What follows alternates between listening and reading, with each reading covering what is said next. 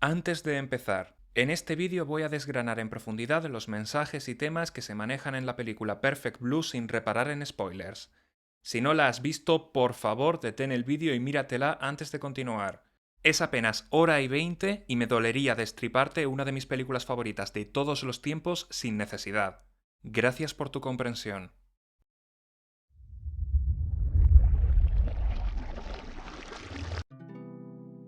Mi relación con Satoshi Kon es extraña. Tras haber visto su filmografía, puedo decir que es un cine que aprecio por lo que aporta. Sus temas, los diseños de los personajes, la dirección visual, el cómo juega con la narrativa, es un autor con carácter y ganas de hacer algo distinto con el medio del anime. El pobre hombre murió de forma prematura habiendo hecho solo 4 películas, y aún así son algunas de las piezas más influyentes, icónicas y recordadas de la animación japonesa. Y entiendo por qué su filmografía tiene tantos fans incondicionales, pasa que no soy uno de ellos. O sea, no es que las odie para nada, me gusta mucho Millennium Actress, disfruto moderadamente Tokyo Godfathers, Paprika pues está ahí, supongo. ¿Veis lo que os digo? No odio particularmente ninguna de sus películas, pero tampoco me apasiona particularmente ninguna de ellas. Es un cine que aprecio, pero que no me enamora.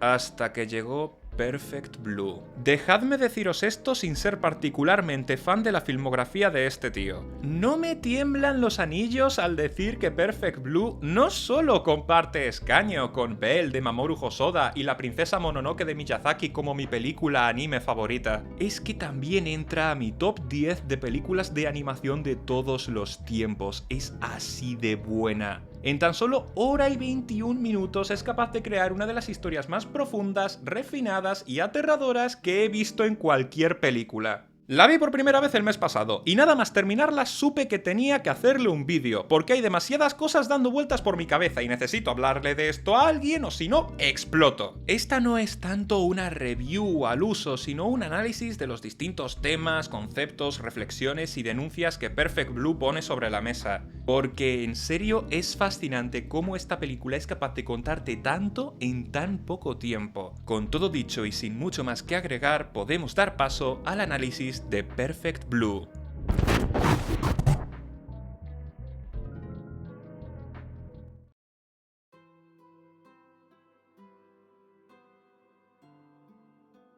Asumo que todos los que estáis aquí habéis visto ya la película, pero para dar un mínimo de contexto no me parece mal resumir la premisa. Perfect Blue sigue los pasos de Mima Kirigoe, una idol japonesa perteneciente al grupo Chasm. Tras un descenso en las ventas de discos, su representante decide apartarla de los escenarios y relanzar su carrera, esta vez como actriz en una serie de televisión. Esta decisión, sumada a las reacciones de los fans y lo que se verá obligada a hacer en su nuevo trabajo, hará mella en la salud mental de la joven, y la situación solo empeora cuando Mima se da cuenta de que alguien la está observando. Un aspecto fundamental de esta historia y muy característico del cine de Satoshi Kon es la idea de dos realidades que se solapan entre ellas. En Millennium Actress era la relación entre el mundo del cine y la realidad histórica. En Tokyo Godfathers era la división entre quienes fuimos en el pasado y lo que somos ahora.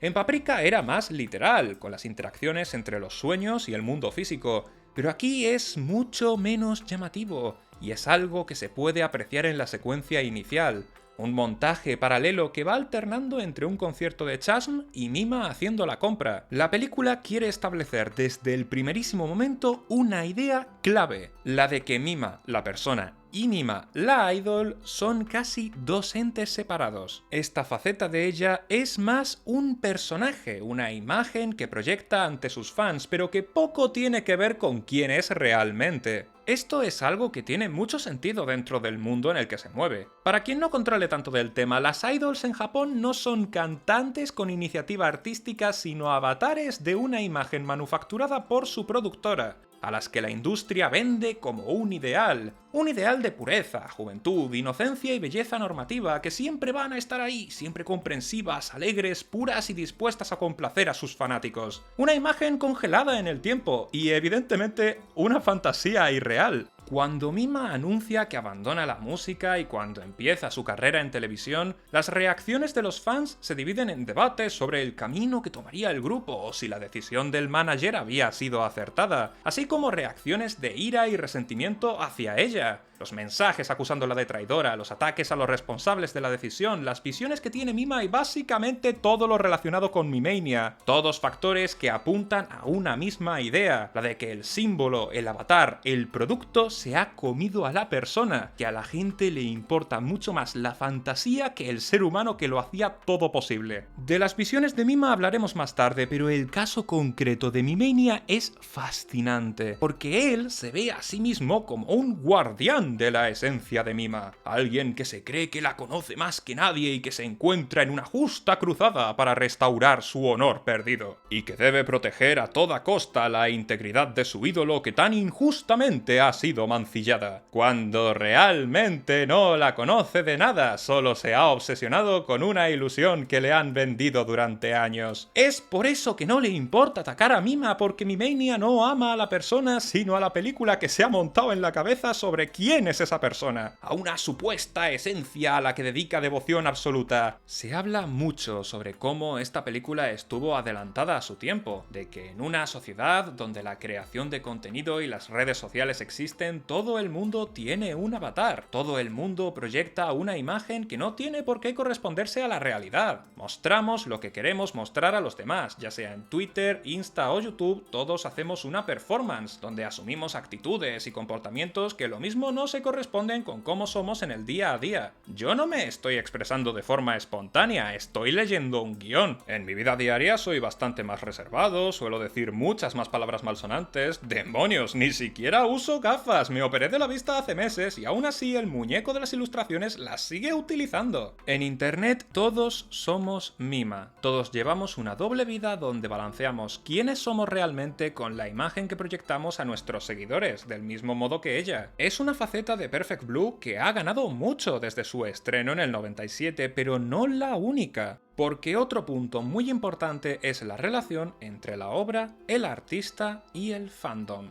Tomemos a Marvel, por ejemplo, cuando Dave Bautista anunció que Guardianes de la Galaxia 3 sería su último trabajo en el UCM, porque no quería quedarse apalancado en Drax, sino expandir su registro con nuevos proyectos y cineastas, os sorprendería la cantidad de reacciones negativas que recibió el actor en su día, acusándolo de traidor y de cómo se atrevía a abandonar el estudio que lo había hecho importante en un primer lugar. Otro ejemplo son los cómics de Superior Spider-Man. Actualmente son una serie de culto, pero cuando salieron, a Dan Slott le llovieron las amenazas de muerte. Y si queréis un caso más reciente, Jonathan Majors. Para quien no lo sepa, este hombre interpreta a Kang, el nuevo gran villano de los Vengadores, pero en 2023 fue acusado de acoso y agresión hacia su pareja. Y durante el juicio los debates se dirigían a ¿cuál será el futuro de Marvel Studios? ¿Habrá recast para Kang? ¿Introducirán a Doctor Doom para sustituirlo en Secret Wars? En la comunidad del UCM y de los superhéroes, el debate era ese.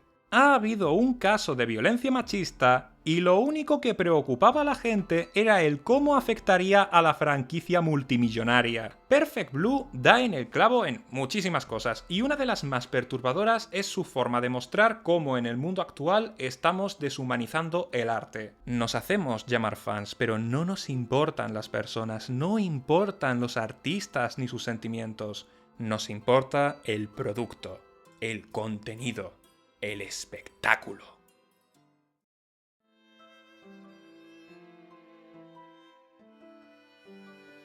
La mayoría de análisis que se hacen sobre Perfect Blue se centran en sus aspectos cinematográficos, el carácter psicológico de la historia o sus reflexiones sobre la sociedad y la industria. Pero opino que esta película gana mucho cuando se hace una lectura feminista de su historia, porque pone sobre la mesa cuestiones relacionadas con la cosificación, la sexualización, los roles de género en la industria audiovisual y sobre todo la male gaze. No soy, ni mucho menos, experto en teoría feminista, pero básicamente la male gaze, o mirada masculina, es un concepto que lleva dando vueltas desde finales del siglo pasado y que está relacionado con la la forma en la que interactuamos con el arte, y sobre todo la representación de la mujer y el cuerpo femenino en la pintura, el teatro o el cine, entre otros. ¿Habéis oído alguna vez en un debate sobre sexualización en videojuegos el argumento de "no, pero los hombres también nos sexualizan, mirad a Dante y a Kratos"? El concepto de male gaze vendría a explicar esto. En un medio cuyas voces dominantes son las de los hombres, tanto por el lado de los creadores y los ejecutivos como de la misma audiencia, tenemos que entender que la mayoría de cosas que surgen de la industria son creadas desde una perspectiva masculina y están pensadas preferentemente para el consumo por parte de una audiencia masculina. En los God of War clásicos, Kratos va con el pecho fuera, pero el nulo énfasis en el carácter sexual de su pecho desnudo, su actitud dominante, su rol activo dentro de la historia, y el hecho de que es un personaje de un videojuego creado mayoritariamente por hombres heterosexuales, pensado para una audiencia compuesta mayoritariamente por hombres heterosexuales, dejan entrever la intención detrás de representar al espartano de esa manera. No está pensado para que el jugador lo vea como un objeto de disfrute sexual.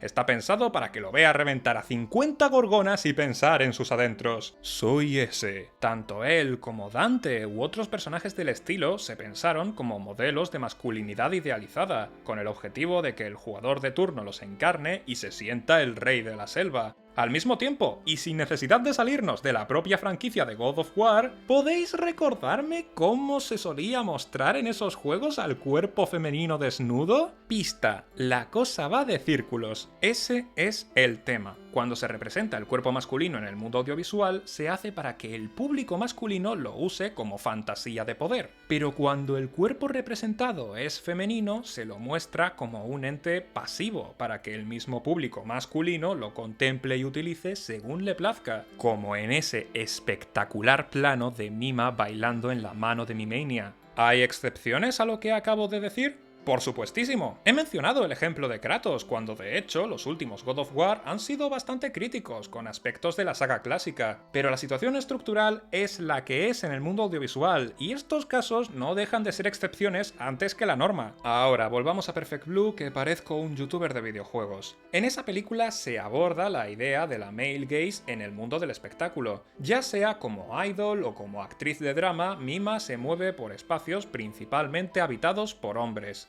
Tanto los directores, guionistas y representantes que toman las decisiones creativas, así como los miembros de la audiencia, son hombres. Las únicas mujeres son las actrices y las idols, es decir, solo están ahí en un rol pasivo. Son contempladas por la audiencia e interpretan los papeles que se les da. Este tour de pesadilla en el que Mima va pasando de mano en mano por las miradas de hombres que no la ven ni como una persona no es ni siquiera decisión suya. Si deja de ser idol es por iniciativa del manager. Si hace la sesión de fotos o la escena desagradable, dejémoslo ahí, es por deseo del productor y el guionista. Sí, le preguntan si está conforme con ello y de primeras accede, pero en escenas posteriores vemos cómo realmente no quería hacer nada de esto, pero se sintió obligada.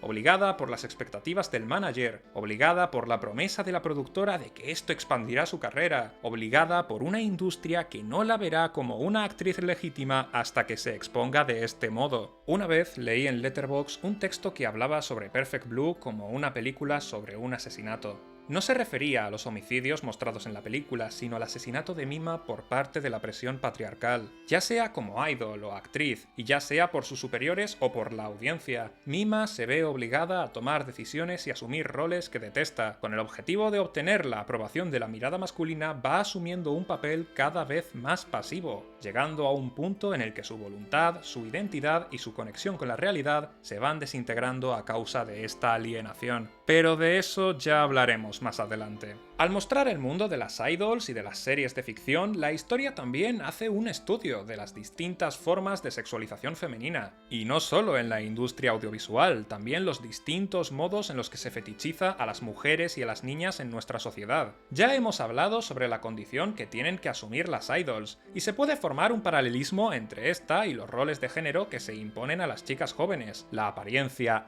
adorable, la actitud coqueta e inocente, la pasividad emocional, esa clase de rasgos. Pero cuando Mima abandona los escenarios y entra a los platós, del mismo modo que muchas chicas al madurar, se encuentra con que los mismos roles y comportamientos que se le han impuesto ahora son usados en su contra. Por parte de la audiencia y la industria existe un escepticismo ante la idea de que una figura tan inocente pueda ser una actriz dramática, y a consecuencia de esto surge lo de... en fin, todos hemos visto la peli, creo que es mejor obviar los detalles. Es en este punto donde más se puede apreciar el tratamiento de la male gaze por parte de la historia. El guionista escribiendo la escena que escribió para generar shock value barato, sin considerar ni por un segundo lo traumática que puede llegar a ser esa experiencia para Mima. El productor o el fotógrafo condicionándola, diciéndole que la única manera en la que el mundillo la tome en serio es a través de cosas como la sesión de fotos. Pero al mismo tiempo puedes notar cómo, en cierto modo, lo disfrutan. Se intuye que sienten una mezcla de morbo y satisfacción ante la idea de profanar este icono de pureza y virginidad como les plazca, sin ninguna clase de empatía por el sufrimiento de un ser humano que está siendo traumatizado frente a miles de personas. Perfect Blue es agónica por muchos motivos, siendo uno de ellos el cómo vemos en vivo y en directo la muerte de una mujer. La individualidad de Mima es destruida debido al deseo por parte de la industria de usar su cuerpo como carnaza, valiéndose de unos roles que la habían obligado a asumir para chantajearla a su gusto. Es a la vez un descenso a las tinieblas y una metáfora de lo que muchas mujeres tienen que sufrir dentro y fuera del mundo audiovisual. Y es por la forma tan visceral que tiene de retratar unos temas que aún hoy permanecen vigentes que esta faceta de Perfect Blue me parece aterradora.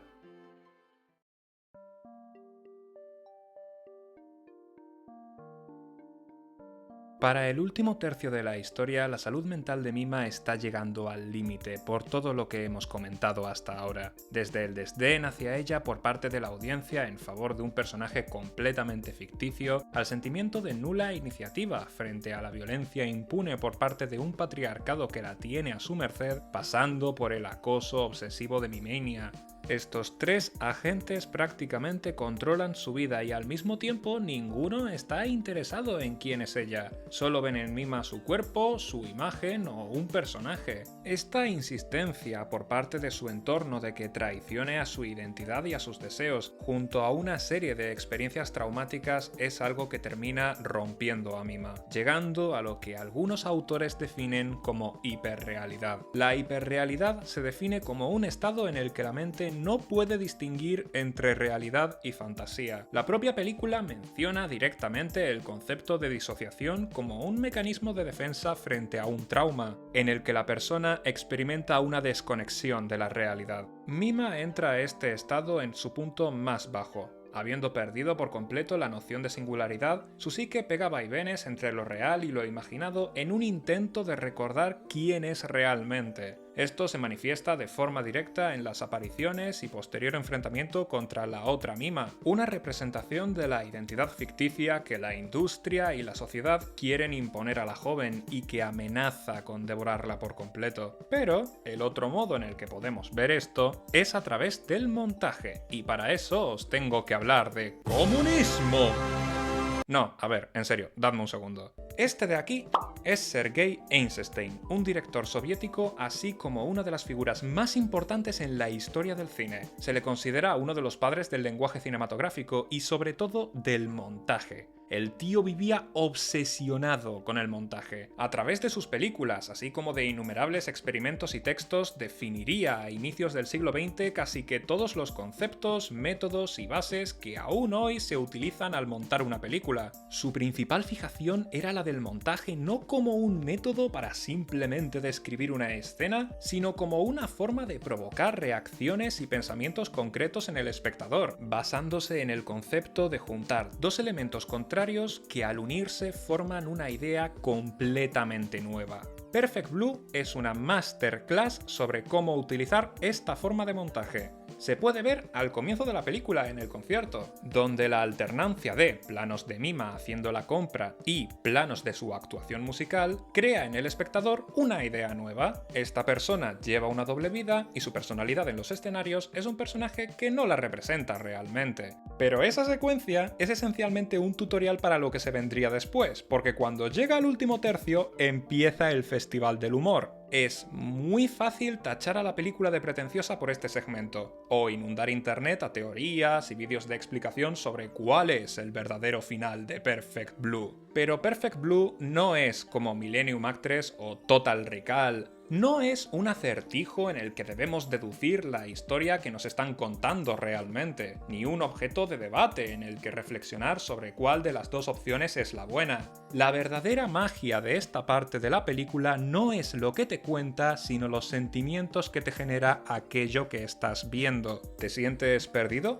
¿No tienes ni idea de qué está pasando? ¿Tienes dudas de en qué personajes se puede confiar? ¿Te invade la terrible inquietud de que lo mismo todo lo que has visto es mentira? ¿Notas el impulso de agarrarte a un relato no del todo fiable para tener un mínimo de seguridad frente a una historia que se cae a cachos? Pues perfecto, porque eso es como la peli quiere que te sientas. Mediante este uso del montaje, Satoshi Kon busca meterte de lleno en la fracturada psicología de la protagonista. Dudas de si nada de lo que estás viendo es real, del mismo modo en que el estado de hiperrealidad de Mima le impide distinguir lo auténtico de lo ficticio. Y dejas de tener claro quién es Mima realmente, tal como Mima ha perdido toda noción de su identidad. El montaje de Perfect Blue es magistral por cómo es capaz de trasladar al espectador una condición psicológica tan compleja sin perder un ápice de agonía o intensidad emocional, mientras vemos cómo esta pobre chica es descuartizada desde dentro y desde fuera. Y lo peor es que es un descenso a la locura cuyo destino conocemos, y si lo conocemos es gracias a Rumi. Rumi es un personaje del que podía hablar en cualquier momento del vídeo porque encarna todos los temas hablados hasta ahora. Tal como Mimania, está obsesionada con Mima como idol. Su ira y recelo ante la sesión de fotos o la escena turbia no responden a una solidaridad hacia ella, sino que del mismo modo que Mimania, Rumi siente que esta figura perfecta e idealizada está siendo corrompida. Es también un ejemplo de misoginia interiorizada, siendo una ex-idol que el sistema ha regurgitado y desechado, pero que aún ejerce como una suerte de madame que perpetúa el ciclo reclutando y entrenando a otras chicas para que sigan sus pasos. Y al mismo tiempo, la industria y la mirada masculina han mellado su individualidad a tal grado que para el final de la película termina asumiendo la identidad de otra persona. Rumi es un reflejo oscuro de Mima, una representación del fin del camino en la forma del peor resultado posible, en el que la protagonista falla su arco, cae presa de la industria y termina volviéndose primero un producto de consumo y posteriormente un activo más del sistema. Y por suerte, consigue escapar de todo ello, a través de un enfrentamiento final no solo físico, sino también mental contra el rol que la sociedad quiere imponer en ella. Mima termina por alzarse victoriosa en aquello en lo que Rumi fracasa estrepitosamente. Rumi se causa heridas severas y comete múltiples asesinatos intentando preservar una fantasía, mientras que Mima le salva la vida y la interna en un sanatorio porque le importa el bienestar de las personas. Mima consigue volver a poner los pies en la tierra. Rumi, por otro lado, se encontrará permanentemente sumida en el sueño, y podemos ver la recompensa de la protagonista en el plano final, donde habiendo recuperado su cordura, alejada de la opresiva industria y libre de las personas que la atormentaban, puede volver a mirarse al espejo y verse a ella misma de vuelta. No la idol, no el personaje, no el ideal que la industria y los fans querían imponerle, solo queda la verdadera Mima. Perfect Blue me parece una de las mejores obras en la historia de la animación. Es una película de 1:20 sobre la que se ha escrito durante décadas. Es tan buena que posicionó a Satoshi Kon como uno de los autores más influyentes en el cine de los 2000. Cuando Darren Aronofsky quiso hacer un remake apócrifo / sucesor espiritual de esta peli, le salió El Cisne Negro, una película que se siente que consigue menos durando más. Y aún así fue nominada al Oscar a Mejor Película película y se la considera uno de los mejores trabajos del neoyorquino. Con un dominio envidiable del lenguaje cinematográfico, nos habla de psicología, de patriarcado, de un modelo de vida dominado por el consumo, de la industria audiovisual y la cultura japonesa, de la deshumanización de la sociedad, así como cuestiones sobre la identidad proyectada y el fenómeno fan que hoy, casi 30 años después, tienen más relevancia que nunca. Muchas gracias por llegar hasta aquí y nos vemos en el siguiente vídeo.